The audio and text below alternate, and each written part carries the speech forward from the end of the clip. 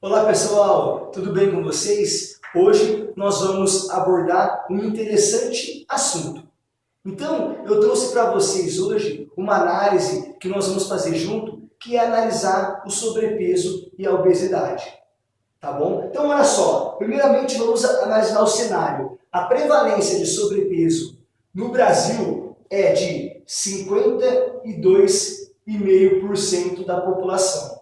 E obesidade, 17,9%. Então, somando o sobrepeso e a obesidade, cerca de 70% da população está acima do peso. E o que determina isso?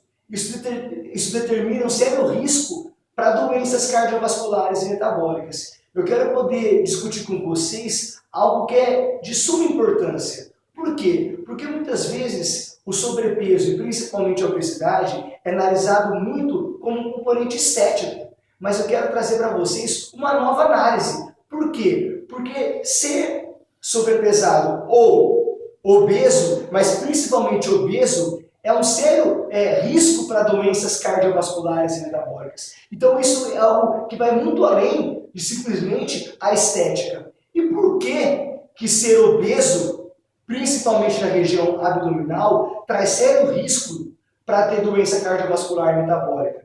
Porque o tecido adiposo, muito ao contrário do que se diz, não é um simples depósito de gordura. Ele é um órgão altamente ativo. Ele secreta as adipocitocinas. Então, o tecido adiposo, ele secreta substâncias que vai levar danos a todo o organismo. Tanto que, se não existisse essas adipocitocinas, ser obeso só seria uma questão de estética realmente. Mas não é. Não é justamente devido a essas adipocitocinas, tá bom? Que o tecido adiposo secreta. E nós vamos discutir ao longo desses próximos vídeos essas adipocitocinas, porque são elas as responsáveis pelas mortes por infarto agudo do miocárdio, por acidente vascular cerebral. Então, o obeso que vai ter risco de ter um infarto, vai ter risco de ter um acidente vascular cerebral, que vai ter diabetes, que vai ter um distúrbio metabólico, vai ser em grande medida causada por essas adipocitocinas. Então, vamos começar a discussão hoje da primeira adipocitocina, que é a leptina. A leptina. O que é a leptina? A leptina é uma adipocitocina liberada pelo tecido adiposo. Qual é a função dela? A função dela é inibir a fome. A fome.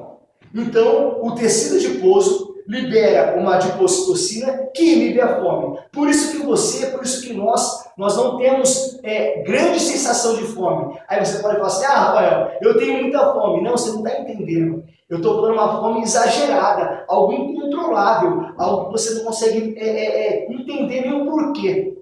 Vai ser devido que o seu tecido adiposo secreta a leptina. Rafael, então se a leptina é secretada pelo tecido adiposo, então quem é obeso tem mais tecido adiposo, então vai ter mais secreção de leptina. Não era para ter mais inibição da fome? Então, era, mas eu tenho um transtorno no indivíduo que é obeso. Então, esse indivíduo que agora está liberando mais leptina, não vai ter a função que é de inibir a fome. E como que a leptina age? A leptina, ela atravessa a barreira hematoencefálica e se liga no hipotálamo, aonde ela inibe o neuropeptídeo Y e o ácido GABA. O ácido GABA. É dessa forma que a leptina inibe a fome. Então, quando ela se liga lá no hipotálamo, inibe o neuropeptídeo Y e o ácido GABA, ela inibe a fome. Mas como eu falei para vocês, quem é obeso e obesidade abdominal está liberando mais leptina. Então era para ter mais inibição da fome, mas não vai ter. Sabe por quê? Porque agora esse indivíduo que tem um quadro de hiperleptinemia, ou seja, maior liberação de leptina, ele tem diminuição dos receptores da leptina no hipotálamo. Então, como esse cara tem muita leptina, diminui os receptores, tem um down regulation dos receptores da leptina. E mesmo aquelas leptinas que se ligam ao receptor não conseguem fazer a função, ou seja, não inibe o neuropeptídeo Y e o ácido GABA. Então, o seu aluno que é obeso na região abdominal, ele pode ter um aumento anormal da fome. E é preciso você saber disso, sabe para quê? Para que você possa ajudá-lo a entender o porquê dessa fome exagerada. O porquê que essa angústia que ele tem, e que muitas vezes nós, na academia, chegamos às vezes para o aluno e falamos: oh, assim não tem jeito, hein? Assim você não vai conseguir emagrecer, comendo dessa maneira. Mas você precisa entender que para esse aluno pode ser que seja angustiante, porque ele não consegue nem entender de onde está vindo essa fome exagerada, exacerbada. E você pode entender, você pode inclusive ajudá-lo a identificar isso. E você pode inclusive falar para ele. Para quê? Para que agora você possa ajudá-lo a identificar algumas maneiras de poder controlar essa fome. O papel da nutrição vai ter poder essencial, só que você também pode ajudá-lo a identificar outras fontes de prazer que não seja apenas a comida. Porque esse cara vai ter a comida, em grande medida, o prazer para o organismo dele. Todos nós, seres humanos, queremos mais prazer e menos dor. E esse indivíduo encontra na comida o prazer. Só que na comida não é a única fonte de prazer que ele tem. E você pode ajudar o seu aluno a identificar outras fontes que trazem prazer para ele. Para quê? Para que agora o foco dele mude da comida para outras fontes. Não fique só na comida. E por quê? Porque enquanto esse indivíduo não perder a gordura abdominal,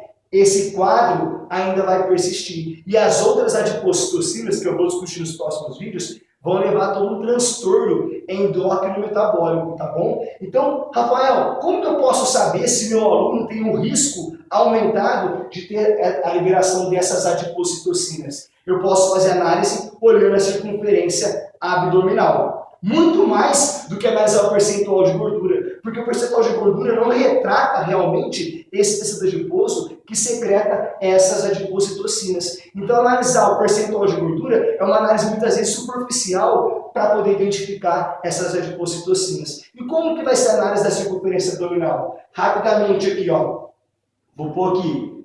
Se o seu aluno homem tiver um valor de circunferência abdominal maior ou igual a 94 centímetros, o diagnóstico é risco aumentado de doença cardiovascular e metabólica. E a mulher, maior ou igual a 80 centímetros. Mas agora, se seu aluno homem tiver maior ou igual a 102 centímetros, o diagnóstico é risco substancialmente aumentado, ou seja, risco muito alto de ter doenças cardiovasculares e metabólicas. E mulheres, maior ou igual a 88 centímetros. Então a meta para se ter uma vida com mais qualidade, para se ter menos risco de doença cardiovascular e metabólica, não é trabalhar no percentual e sim levar os valores de circunferência abdominal para valores adequados, valores normais. E por quê? Porque o tecido adiposo dessa região abdominal, visceral, é o que está associado à liberação dessas adipocitocinas, tá bom? Que vai levar a todo o processo inflamatório. Então, no próximo vídeo, nós vamos discutir uma outra adipocitocina. Espero que tenha contribuído com vocês. E se caso você tiver sugestões de conteúdos, deixe no comentário, tá bom? E também deixe seu e-mail, porque nós vamos, assim como eu venho falando nos dois últimos vídeos, nós vamos criar curso online. E o seu e-mail vai ser importante para a gente estar em contato e agora poder divulgar esses cursos para você, tá bom? Um grande abraço e até o próximo vídeo.